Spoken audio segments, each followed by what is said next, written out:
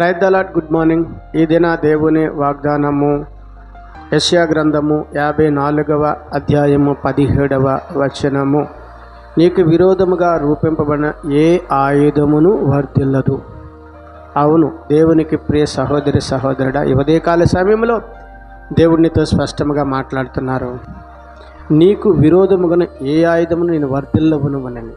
అవును, ఆ దినము మరి దేవుని బిడలైన వారికి విరోధముగా మరి గొలియాతు లేచి నేను మిమ్మల్ని సంహరించదునని ఓడించదునని ప్రగల్భాలు పలికినప్పుడు మరి దేవుడు దావీదును లేపి దేవుని బిడలైన వారికి గొప్ప విజయాన్ని అందించాడు, గొలియాతుని ఓడింపజేశాడు. అవును, ఈ దినము నీకు విరోధులు, నీ కుటుంబీకులు, లేక నీ ఆత్మీయులు, నీ స్నేహితులు, నీ తోటివారు, నీ పొరుగువారు నీకు విరోధంగా ఉన్నారా?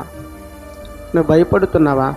యుద్ధము యెహోవాదే, నేను నీ పక్షమున యుద్ధము చేస్తాను, నువ్వు భయపడొద్దు, నమ్మిక చొప్పున ముందుకు సాగు అని దేవుడు ఈ దినాన్నితో స్పష్టంగా మాట్లాడుతున్నారు. అవును, నీకు విరోధమైనది ఏదియును ఆయన వర్ధిల్లనివ్వడు.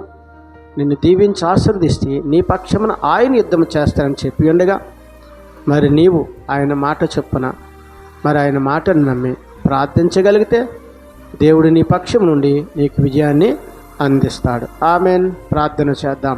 సకల ఆశీర్వచనములకు కారణభూతుడైన మా యేసు ప్రభువా, నీ ఘనమైన నామానికి స్తుతులు స్తోత్రాలు నాయన. సుందరమైన నామానికి లెక్కలేని వందనాలు. ఈ దినము వాగ్దానమును చూచిన వాగ్దానమును విన్న ప్రతి బిడ్డను దీవించి ఆశ్రయించండి, వాగ్దానమును వారి జీవితంలో నెరవేర్చండి.